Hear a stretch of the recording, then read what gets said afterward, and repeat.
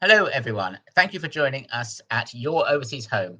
My name is Christopher Nye. I'm the senior editor at Your Overseas Home and Italy Property Guides. And today we will be discussing how to buy a property in Italy and the fact that it's not as hard as you might imagine. Three simple steps with three experts who have seen it all and helped people do it hundreds and hundreds of times, people just like you. The first is going to be an overseas payments and currency specialist, Rory Halloran from Smart Currency Exchange. Then we have an estate agent, Stefania Russo from Property Organizer, to take us through the finding a property section. And we're joined by a lawyer from Northern Italy, Marco Permunian, co-founder and Italian attorney from Italian Real Estate Lawyers. And he will be going through the buying process. So three simple steps, but carrying your dream to buy in Italy. We've got an hour, and for those listening live, plenty of opportunity to put your questions to the speakers. So if you wish to ask anything, type your query into the chat, the questions tab on the right-hand side of your screen. If you need a reminder of anything discussed today, or you want to share this with family and friends, a replay will be available on the Your Overseas Home website to watch at your leisure.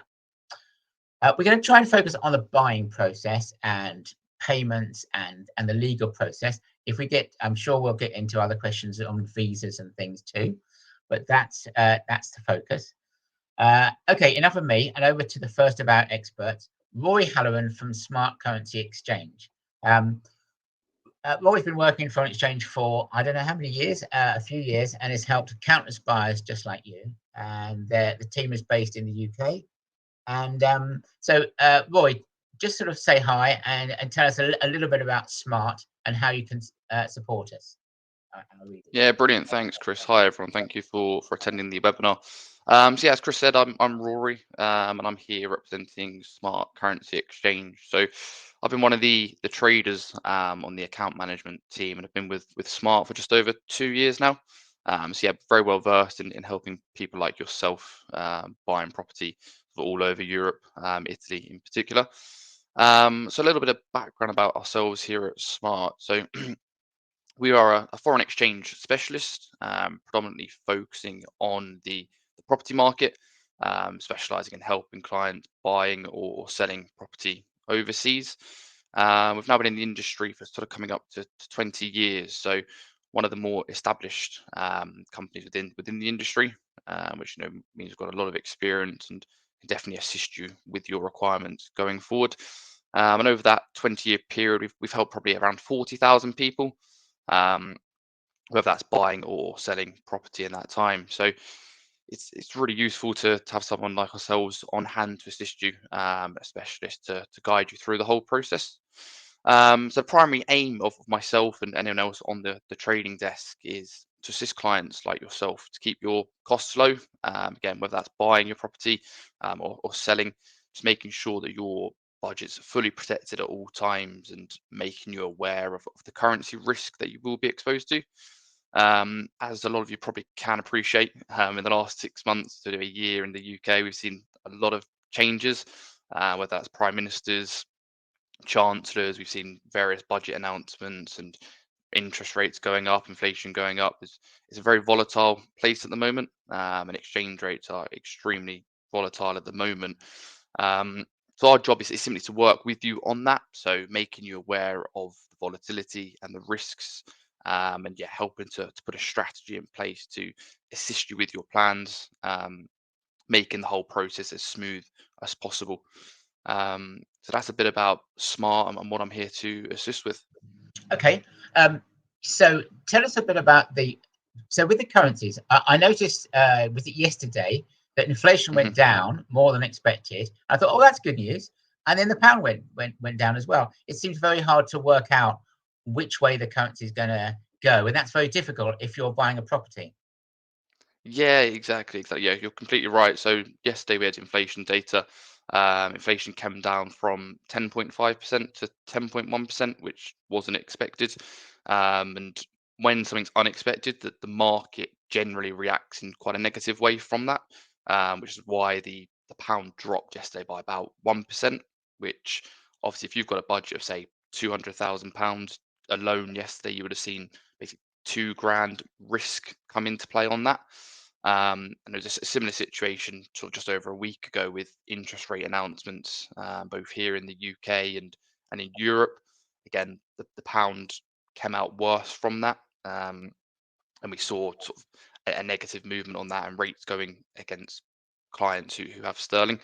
So it's just making clients aware of that risk. Obviously, we know these announcements are going to happen. We can try to forecast what might happen, but yeah, it's very difficult at the moment. And if we had a crystal ball, we'd be very well off people. I'll tell you that. Okay, and so if the currency is going up and down, and Mhm. I'm sure Marco will tell us in a minute how long the property process takes. But if I'm mid-process, how am I going to know that if I've agreed to buy a £200,000 property in Italy, a €200,000 property in Italy, Yes. when I come to complete, what's it going to cost me? Yeah, it's a great question. Something that I discuss always with my clients. So when buying overseas, that is the main risk essentially. You're buying a property in euros. Predominantly your budget will be in sterling. You simply won't know until you've done the exchange of how much that's going to cost you. The risk of leaving it right up until the last minute, say doing the transfer on the day of or the week before the purchase, is you're just simply leaving yourself 100% exposed to the exchange rate, which is why we offer tools and services to try and combat that. So one of the most popular ones is something called a forward contract, which is where you can actually fix or lock in an exchange rate for a period of time. So we've got the ability to secure that rate for you for up to 12 months. Generally quite popular with clients who say have put an offer in a property. So you've put an offer in for €200,000. Your completion is going to be in say 3 months' time approximately. We can then secure those euros for you, say 3 months ahead of when you need them. Then that means you know how much it's going to cost is going to be in pounds. You know how many euros you've secured, and then that's not going to change over that 3 month window, which just gives you, first of all, a bit of peace of mind, which means you don't have to be constantly monitoring rates, hoping that the rate's going to go in your favor when we simply just don't know where it's going to go. Okay. But the other option presumably is you just make a trade on the day. Yes, yeah. So the other option is something called a spot transfer. Using the title, essentially doing the trade on the spot, which basically means if you're doing a trade today, for example, you get a live exchange rate of pounds into euros. We buy the euros for you immediately. We give you sort of 3 days to settle on that. Generally quite useful for say cash buyers. So if you've got the funds available, potentially might be a better option for you. Or if you've got need to send a deposit quickly, again it's a good option. Whereas the forward contract potentially favors clients who may not have all the funds available. So you might be selling a property yourself in the UK to fund your purchase overseas. Again, you might only have a certain amount of cash available. So the forward contract might be more useful in that situation. Okay. Now the reason we came to you first was because I guess until I've spoken to you, I don't really know how much I've got to spend. Mhm. Uh, I- n- Now, I suppose a lot of people might think, well, you just get the headline rate, but that's not quite the case, is it? I know when I am going abroad and I go along to the bank, I get a much worse rate Mhm. than I've just seen on the news. So how does that work with property? Yeah, again, another really good question, Chris. So if you were to Google the exchange rate for pounds to euro, what you'll see there is referred to as either the Google rate or interbank, which essentially means is what banks are trading at with each other. Again, slight issue with that is that rate's generally sort of rounded up or down to the nearest whole number. So again, it can be quite inaccurate. Um, but what the bank rate essentially is the tourist trade rate. So if you were sort of going holiday, going to a local post office or bureau de change, you'd get generally quite a poor rate of exchange, which is where sort of someone like ourselves, so a specialist currency broker, we can get you normally a much better exchange rate than the bank. generally sort of 2-3% better in some cases, which again, obviously on a 200 grand property, you're looking at a 4 to 6k saving there already versus the bank. So yeah, we're generally sort of just below what we call the market or the interbank level, which would be obviously a lot more competitive than a high street bank. Okay, sure. But then by the time you come to complete, unless you've taken out that forward contract, it's going to be nowhere. It's going to be very, pretty unrelated to where you were, what it was when you bought anyway. Hence the value of a forward contract. Exactly. Okay, brilliant. Well, I'm sure we'll get some more questions for you, but Stefani has been sitting there very patiently. So, Stefani, tell us a bit about the Property Organizer and your own how you help our clients. Sure. Well, firstly, you introduced me as an agent, and just going to make a little bit of a point in here. We're not an estate agents. We are property consultancy. And what is the difference between property consultancy and agency is that estate agents in Italy represent the sellers as well as the buyers. One is that we are property consultant, that we can also be called a buyer's agent, property funders, whatever, but we only work for the buyer's interest. So what is our role is to do a full consultancy with the clients, find out what they're looking for, give them advice, speak about locations. Very often we have clients that come to us without having an idea of the different locations of Italy.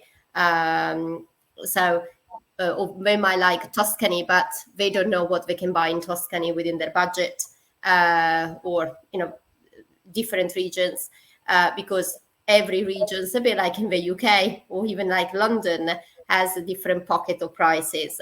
So we're able to give them this type of advice and assist them throughout the process. So we then work with local agency, private sellers, developer, depending on what the client is looking for. But we work only on the buyer's side. And the fees to go through us is exactly the same as the fee that if it would go to the Italian local agent, because we split the fees so that there is no extras by using us. And actually we offer complementary services like obtaining fiscal code that they're required in order to buy a house. But in Italy, you need the fiscal code even if you want to buy a dishwasher or a mobile phone. And then we do opening bank account. We do all the documents in Italian and English, surveyors, all this type of work. We've been funded in 2006, so we've been as well pretty much the same as Smart Currency, almost 20 years in the market.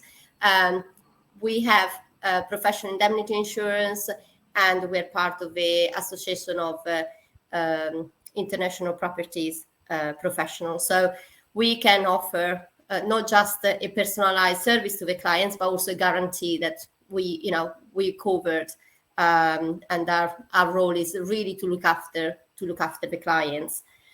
So that is me as an agent / property consultant.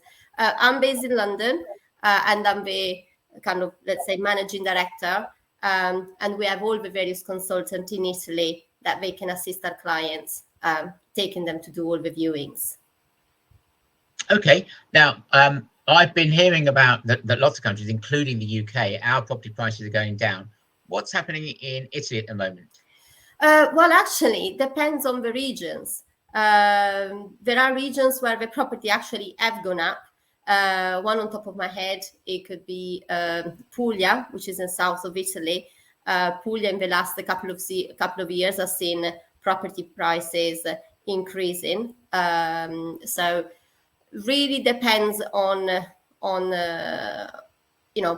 market, on the various locations.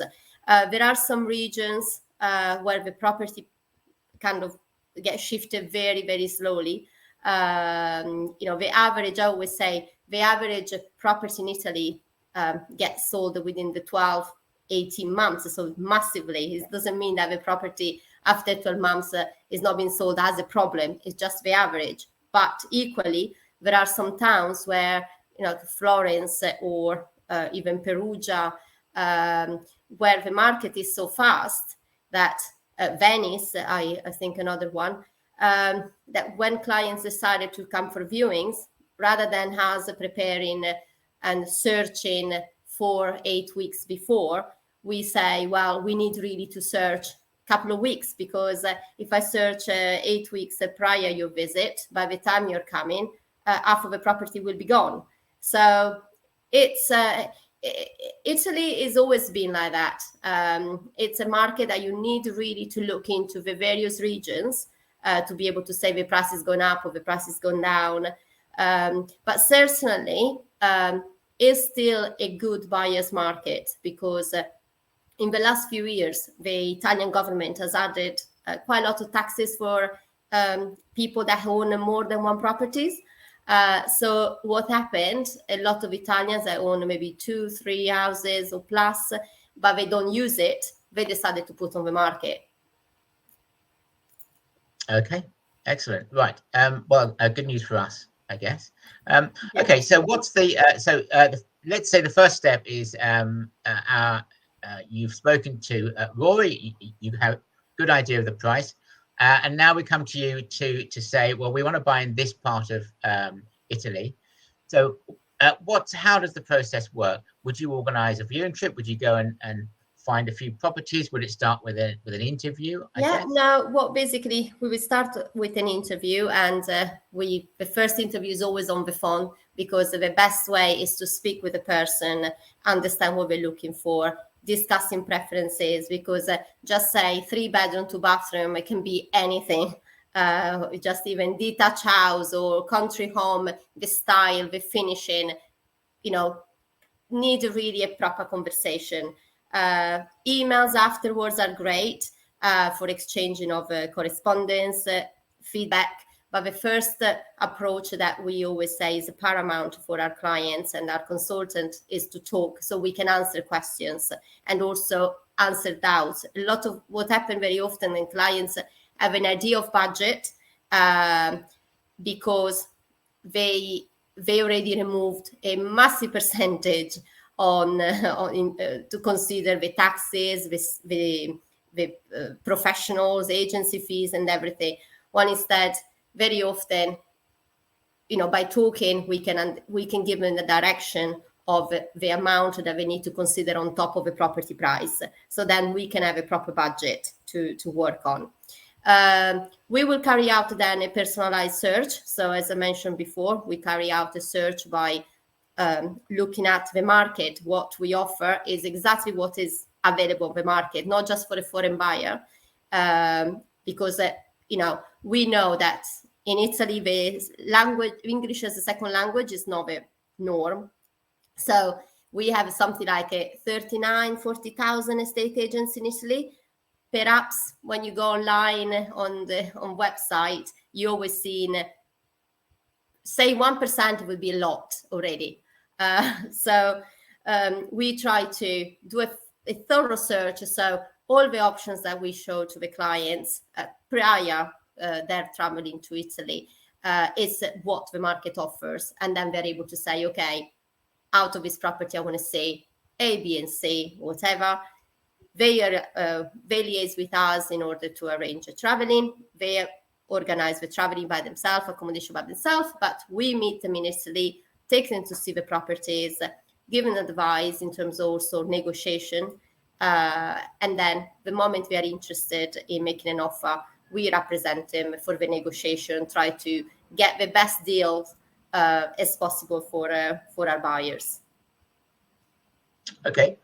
Because I guess that is one of the big worries about buying property abroad, that you don't really know what the local prices are. I mean, you can look online, but you don't have that sort of local knowledge that you would have. Yeah, exactly. I mean, as I said, we have a team of property searchers that just their job is to search properties, and the property consultants that instead they are the point of contact for our clients, dealing with the negotiation, their question, and helping them throughout the steps from when they first do an inquiry to the very closing. So we accompany them also at completion. And very often beyond that, we have clients that have been with us since, 2006, 2007, where they bought a property through us, they sold it, they bought something else. We help them to annually to carry out the calculation of the annual property taxes, because not like in England, we receive the council tax bills, but you have to have your own either accountant or be able to calculate it. So we do that for our clients. So we help them throughout. And one thing, as I said before, there is a lot of misunderstanding about how much taxes one has to pay on top of it, on top of a property, because we don't have in foreign market the taxes calculated on foreign market as could be UK or America or Canada. We work with a lot of people from the States. The taxes are calculated on the property price. One instead in Italy, the taxes are calculated on something called cadastral value, which is not a commercial value, is a value that is registered at the land registry, sometimes 20, 30, 50 years ago, or even more. So it's very difficult very often for buyers, prospective buyers, to know how much to budget for their costing. So if I may, what I always say is to budget between the 6 and 9% on top of everything to be on the safe side. This one for resales. When you're looking at new builds, therefore property bought by bought from developers, the percentage increases to between the 12 to 15%. But yeah. Okay. Now, just to tell viewers that we will be sending out all the contact details of our experts either this evening or tomorrow morning. So you'll have every chance to contact them, to contact Stefania directly. So just to say that. Now, okay, so we should budget for that amount on top. But suppose if I'm looking at property prices, is this a time to make an offer? Is it normal? Would I be mad to offer the full asking price? Is it normal to look a bit off? Generally, people do expect to make an offer lower than the price. There are certain circumstances where there are sellers that they say, this is my asking price, and I've not inflated, I've not raised any extra, and that's the price that I want. It's a bit like everywhere. It really depends on case by case. One thing that helps our clients is that as a buyer's agent, we work, and let's say behind the scenes with also the local agents. So when we approach a client, approach an estate agent for a property that we feel can be suitable for our clients, we just don't, we don't just ask for information about the house, but also the reasons behind the sale or the level of negotiability. So a property, sometimes happens where we send properties that are much above the budget, but it's because, and we do say to the clients, look at that, because we know that the seller is a very willing seller, very motivated. So we will be within your budget. While instead, if you're looking online and you see a property that is 100,000 more, you might not even go to ask for further information because you think it's far above my budget. But in some other cases, we had sellers where they did not move €1,000 to, Sure. they were very unremovable about negotiating. So it really depends case by case, but we always try to,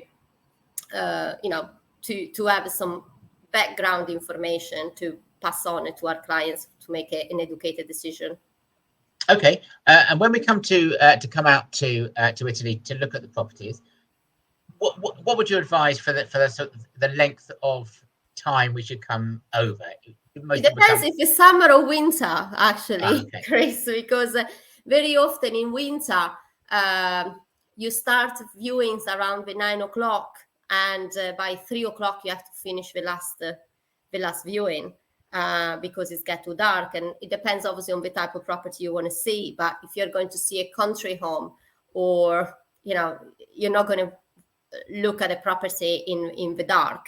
So let's say in these circumstances, no more than 4 properties a day. Also depends on locations. If you're looking at apartment in center of Florence, or in big cities, then you can move quickly. But very often the locations of properties are scattered in various places, and therefore you also need to consider the traveling in between. And it can be half an hour, 40 minutes, an hour, depending on the places. In the summer, one can stretch a bit longer, beautiful days, and therefore you can double up the number of properties.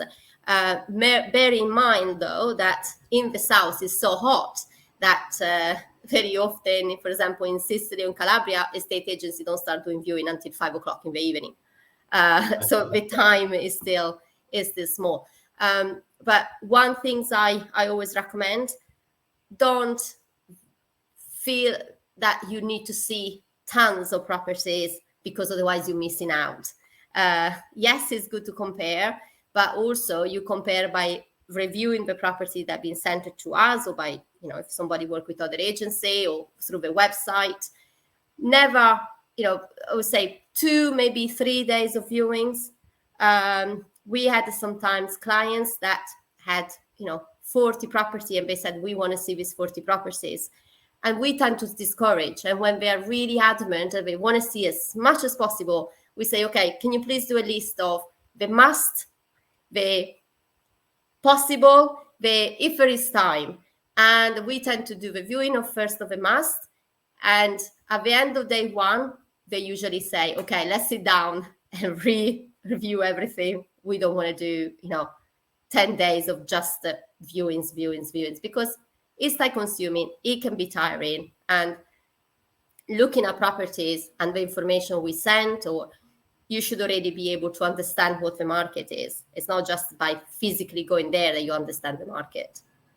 Okay, brilliant. I'm going to come to Marco in just a minute. Just one more question. I'm not going to ask you about €1 properties, because I don't imagine that's a market that you work in. But let's say that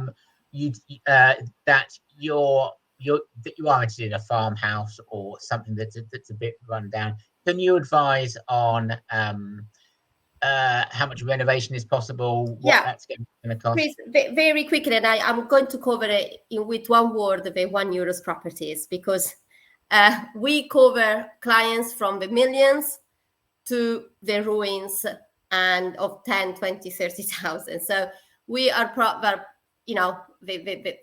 the main focus is what the clients want. In terms of renovation, depends again on the regions, the type of level of properties, and again the conversation with the clients make you understand whether we're talking. Some people say renovation, but they really mean painting and TLC. Some people instead feels that renovation means yes, I'm prepared not to have a roof, do foundations or structural work quite heavy, and that depends on again on location and the type of structure that we have. A kind of just refurbishment, we can say, can start around with €500-600 per square meters.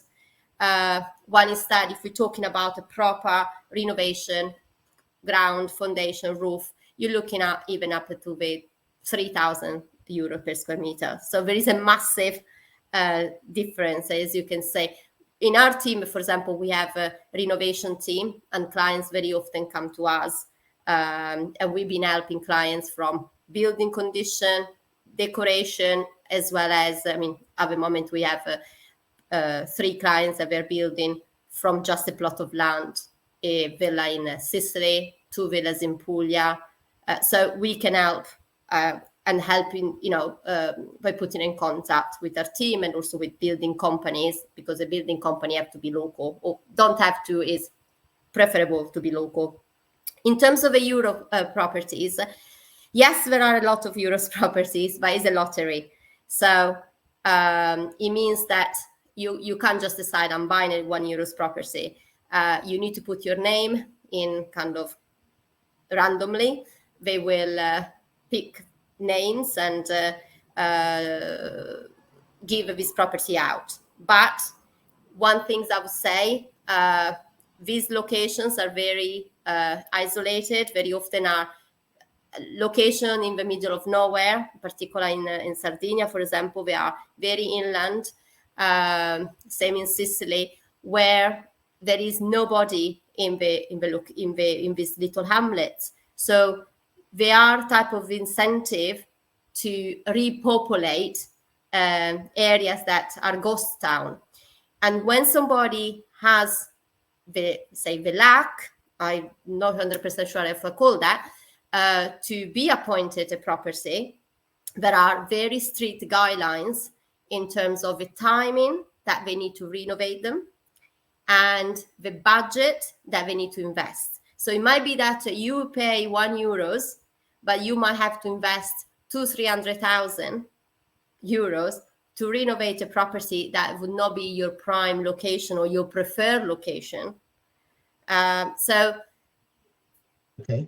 We need to be wary of yes, just this type of advertising. Sure. Okay, brilliant. Now I'm going to we'll come back to you. I'm quite sure, but thank you, Stefania. So I'm going to come to Marco now. Marco Pamunian from Italian Real Estate Lawyers. Just tell us a little bit about yourself, Marco, and how you can help our clients. Thank you very much. My name is Marco from ItalianRealEstatelawyers.com. I'm an attorney, so we operate as a law firm, and we help our clients that are based anywhere in the world purchase properties in Italy. And we have a very popular podcast on YouTube where we release information about the purchase process, about where to purchase and things to keep in mind when you're purchasing properties in Italy. We also deal with immigration, and we offer relocation services. So as a package to people who not only want to buy properties in Italy, but also want to are interested in relocating to Italy. But even if they're not, if there are some of our clients, they just want to purchase their second home in Italy to just go on vacation. Whereas some other clients, they actually want to relocate to Italy and maybe retire there or spend there some time during the year. Like I said, we are a law firm, but we operate differently from many other law firms. We tend to offer customized services to our clients. So we can take care of the whole purchase process for them, of a part of the purchase process. Sometimes our clients, they don't even want to be present in Italy, as we'll talk about that in a second, but the purchase process is not a quick one in Italy. It takes some time. There are different stages, and often the buyer would need to come to Italy several times, or maybe spend an extended period of time in Italy. So we can take care of the entire process, even if our client decides not to come to Italy, so to stay in his home country. Sometimes the client comes to visit the property or the properties, because we do help people also choose a specific property, and then they go back home and they let us handle the whole purchase process. It's possible for us to operate based on a power of attorney, so we can actually purchase a property in the name of the client and operate in the client's name and on their behalf. And the power of attorney that they release to us is very specific, so it only allows us to buy that specific property that they've chosen at that specific price. like I said, we also help clients choose among different properties, and what we do is we also sometimes we have clients that do not know precisely what they want to buy, where they want to buy, so we help them narrow down the options, and we give them advice. Maybe you should buy in this region if your budget is this. Maybe you should buy a house versus an apartment. And what we can do is we can also send options to our clients based on their requirements. So sometimes they come to us with a property that they found already.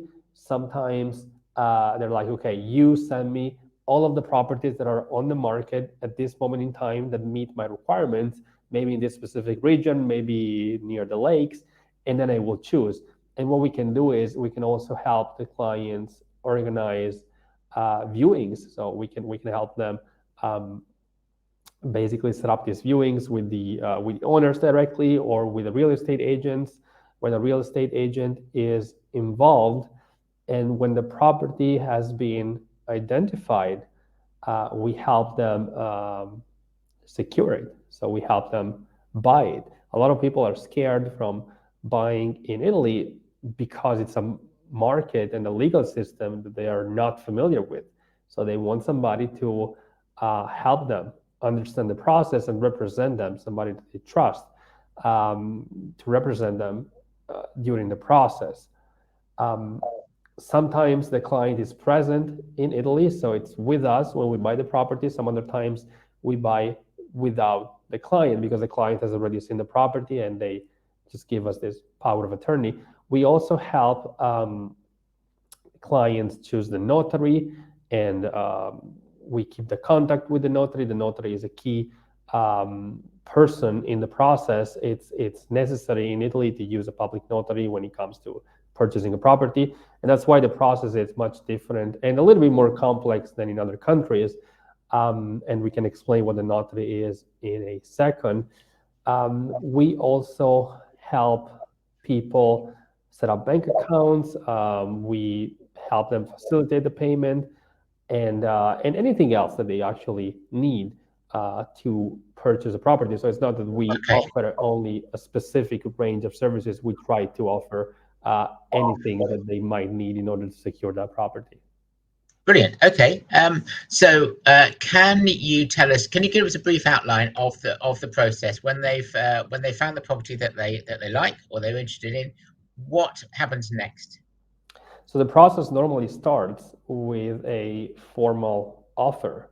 So a document that is submitted to the seller, which indicates basically the price that the person is offering, the buyer is offering. And there is some time that passes normally between the offer and the acceptance. Of course, if the offer is accepted, when the offer is accepted, at that point, it's time to start to do the due diligence, which we do for our clients, to make sure that there are no limitations on the say ownership rights, so that the seller is actually the owner of the property, that the property rights are not limited in any way, that there are no liens, no other limitations. Of course, normally that's the case, but it's always best to check and do a thorough due diligence. And the next step would be to enter into a preliminary agreement. Sometimes the offer and the acceptance are structured in a way that when the offer is accepted, that already constitutes a preliminary agreement. Some other times it's necessary to enter into a preliminary agreement. And then the final step of the process, after the preliminary agreement is made, if the due diligence is successful, so we determine that it's safe to buy the property, then at that point, we enter into the final contract of sale, which needs to be executed before a public notary.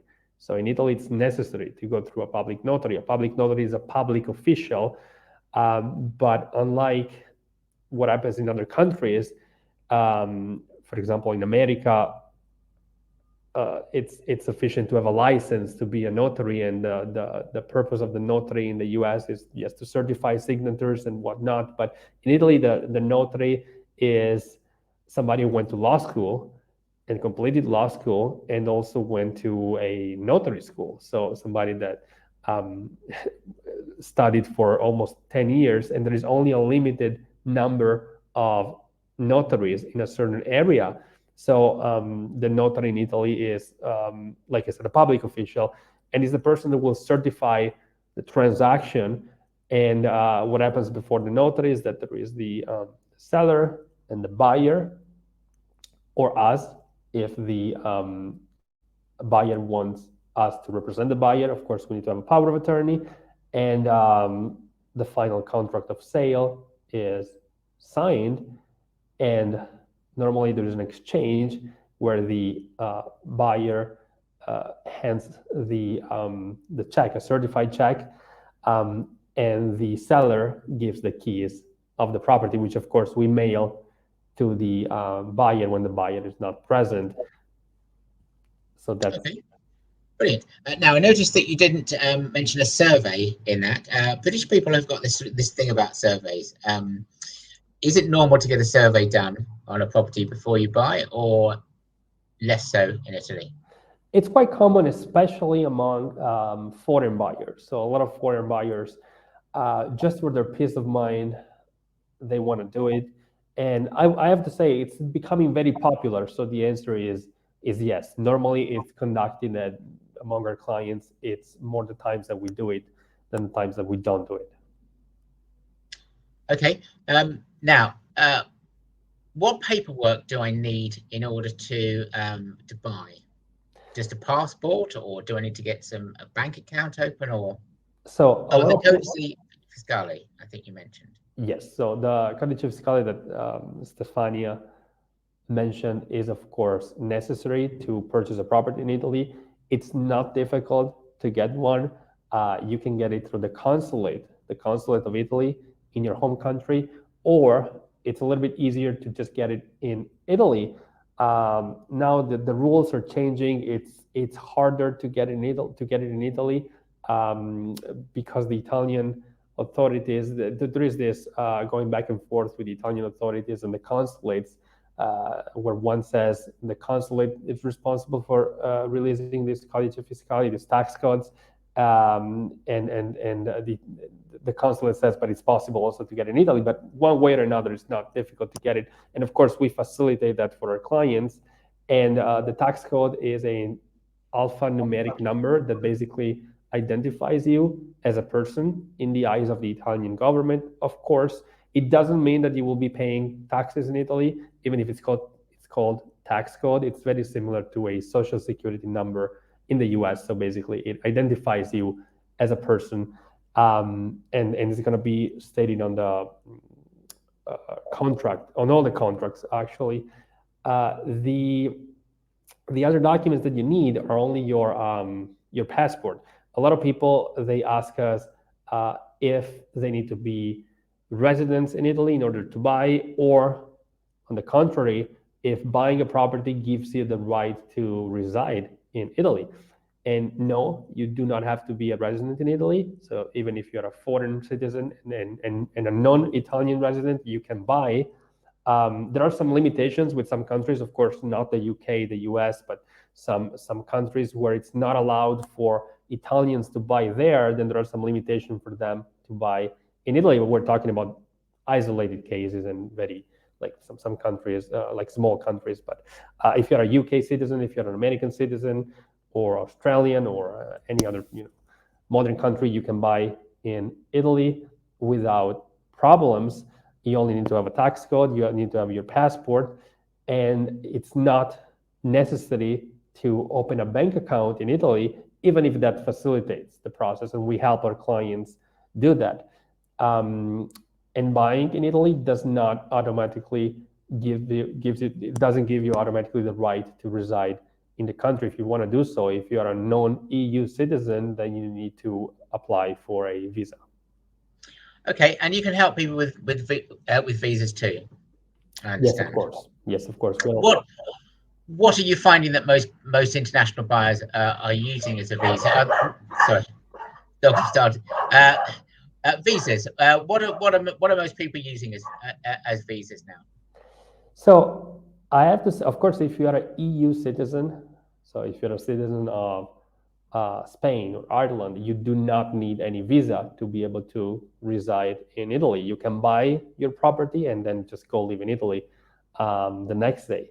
But if you are a non-EU citizen, then you need to apply for a visa if you want to go live in Italy to enjoy your property, unless, of course, you decide that it's fine for you to stay only for 90 days at a time, and the maximum is 180 days per year. So you can stay basically 3 months in, 3 months out, 3 months in, and 3 months out without the need to have any visa.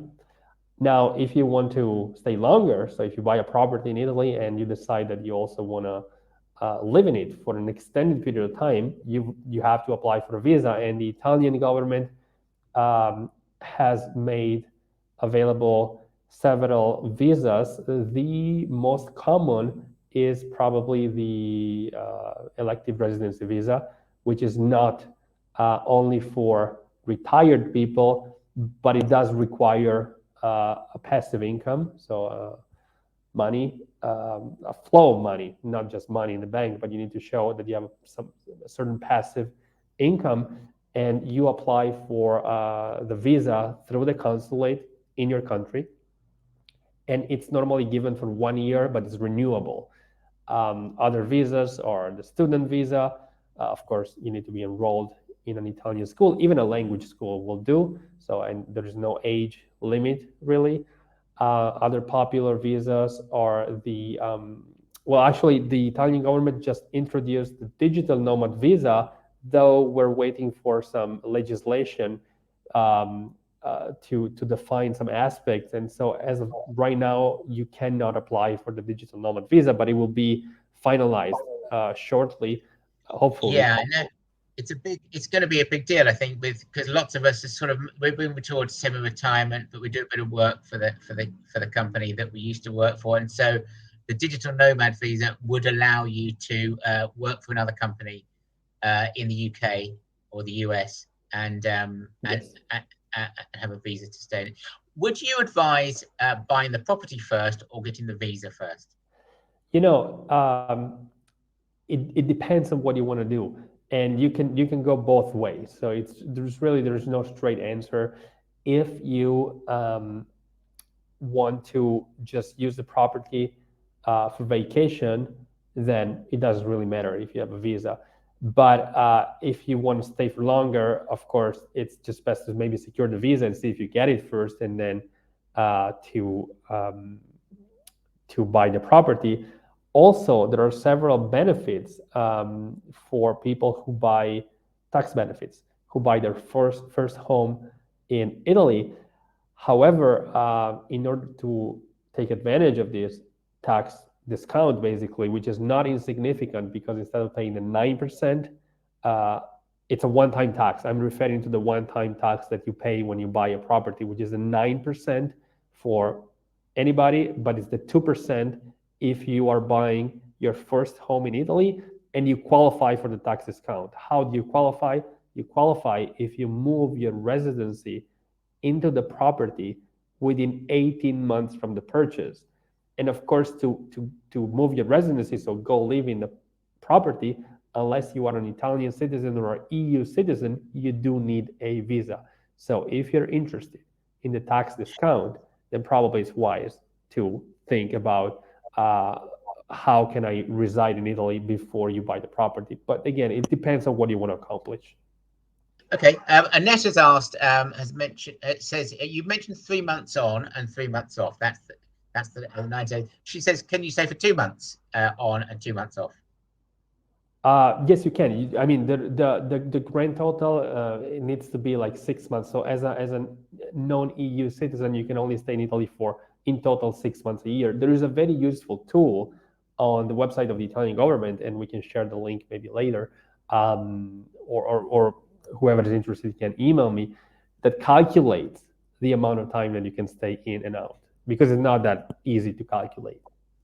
Yes, I have a friend who's married a German lady, and he's got into all kinds of mess over there. And he thought, oh, well, I married a German, so it'll be easy, but it's not. You've got to get that lawyer advice first. Stefania, I'm just going to ask you a question about mortgages, because someone asked about mortgages. Are they available?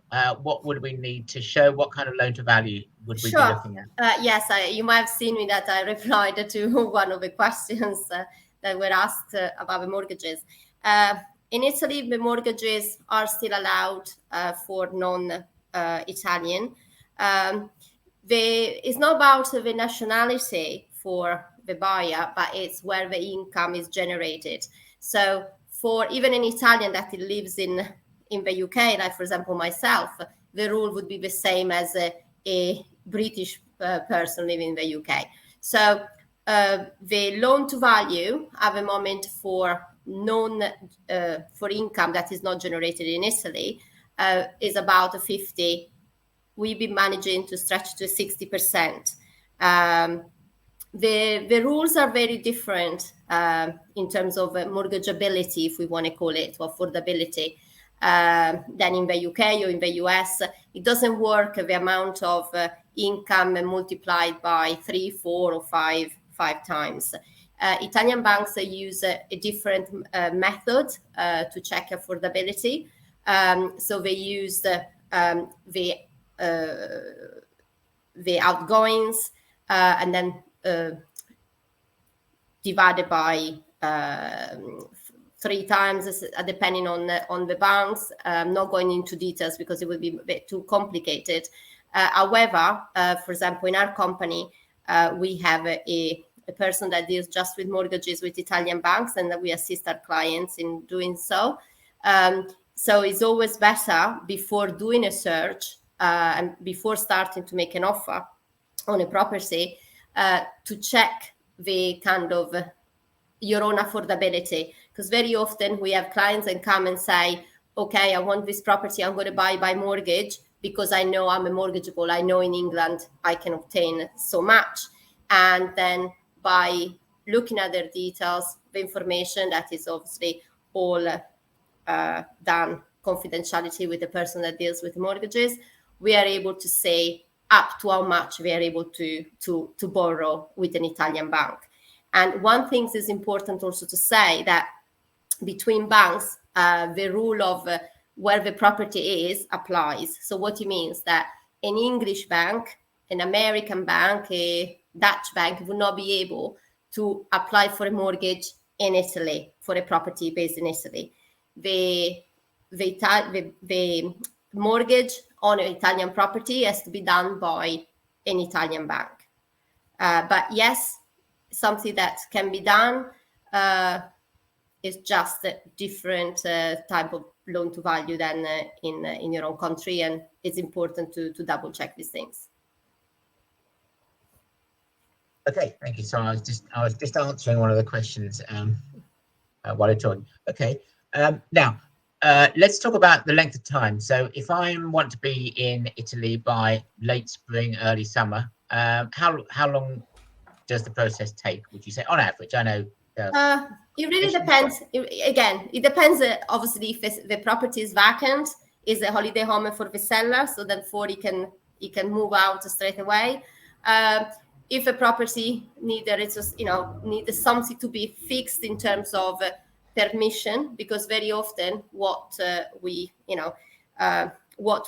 ensure that the offer is conditional to a due diligence, and also before we mentioned a survey. It's important to carry out a survey, not much about looking at the condition of the property itself, but also to check the planning history of a property. Because in the last few years, the legislation has become very strict, and notary would not be able to complete on a property if it doesn't comply to planning regulations and land registry regulations. So a survey ensures that we can have a clear picture of a property. So if a property is all fine, planning permission is fine, land registry is fine, the floor plan matches, nothing to apply for retrospectively, etc., one can complete it within 2 months. I always say keep an average between the 3 and 4 months to be on a safe side. But again, the key things is the first month. So I always say the first month is the most important part, because it's when you make an offer that has to be conditional to, for example, if somebody wants to buy the mortgage, we ensure that the offer says it's conditional to a mortgage application. Because if it doesn't say, and your mortgage is not ready, or the bank doesn't give you the mortgage, or doesn't give a mortgage to the property, because the bank only gives mortgages to property that are complying to the regulations, and the time to sign the preliminary contract, which is when the contract becomes legally binding, and there is a massive, it's not like a small deposit of maybe few thousand.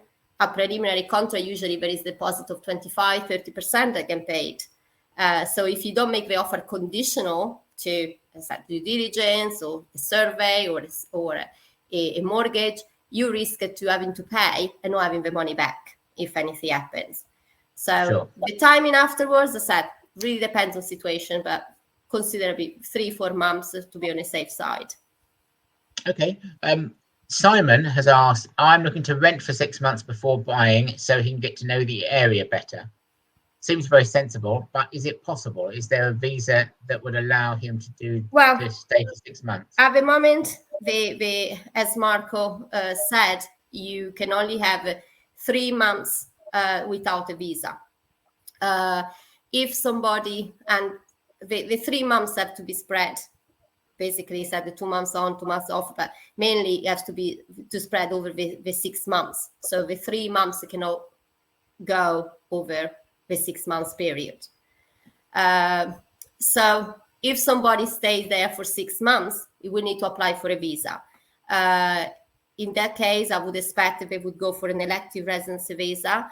Doable, but you need to have a contract, a rental contract. If you have a property and you want to stay in your house for longer, you can apply for an elective residency visa and give in your property that you bought as an address and showing that you have an asset. Instead, if you're renting, you won't have that. So you need to have a contract for rental to show that you have a place.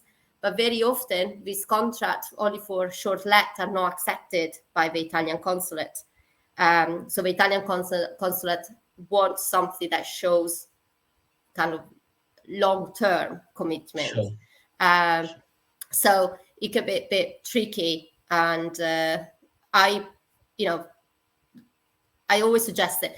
In particular, if you are in the UK, long weekends, every time is a long weekend. Just go and discover various areas in this way. Great. Okay. Now, just to finish off, let's hope that in a couple of months, we're sitting in a notary's office somewhere in Italy. Tell me how that process goes. Firstly, with the payment, Rory, do I send the money to you, or how does that work? Yeah, sure. So in order for us to send the euros to Italy, we can send them direct to the notaire or the notary in Italy. So yeah, if you've booked on a forward contract, we'd have the euros available. So the notary would obviously provide you with their Italian bank details, so an IBAN number, a SWIFT or a BIC code.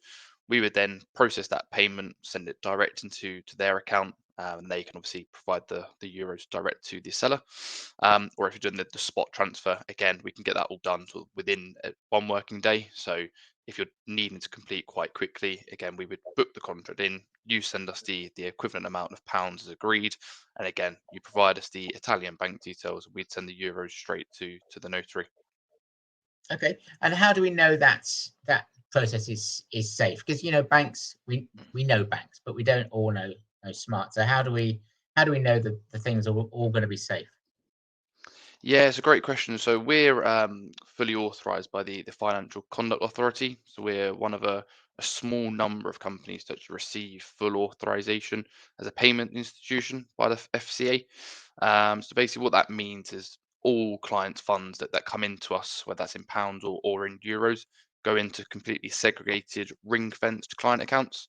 So they never come in direct to our operation bank account, essentially. And that's all fully protected. So with UK banks, it's up to 85,000 under the FSCS regulations. With FCA regulations, clients' funds are fully protected, no limit on that. And yeah, just to reiterate, completely ring-fenced and segregated. Brilliant. Okay, and the process within the notary's office. I know we don't have to be there, Marco, but who would organise that? Would that be you, or would that be the estate agent? Normally, we do organize everything with the notary on behalf of our clients. So we set the meeting and make sure that the notary is maybe the least expensive, because the notaries, they have different fees and they can determine what fee to apply to the transaction, and they're not inexpensive. They're quite expensive in Italy compared to other countries. So we make sure to choose a good notary, and like I said, there's no need for the person to be present. It's something that we can take care of for our clients. Okay, fantastic. Well, we've run out of time. In fact, we've gone a bit over. Thank you to all our viewers for watching this session, and we wish you the best in your purchase in Italy. We have more webinars at our on our website for you to look at, and they cover all things like tax and financial affairs and so on. But I also really want to mention our biannual virtual event, where you can meet the experts and chat to them one-on-one, attend a whole range of seminars. That's on the 25th of March, and there should be a link coming up on your screen at some point to show that you click on, and that will take you to the form to sign up to the show, or you can just go to the Your Overseas Home. Oh, there you go. I think it's up there now. You can just go on there to register. It doesn't take long, and we'll discuss all these issues over the whole day. You can come and go, all from the safety of your own laptop. So that's it. Thank you very much to all our panel, and good luck to you. And well, we just hope to see you in Italy soon. Thank you very much. Thank Bye-bye. you. Thank you. Thank you.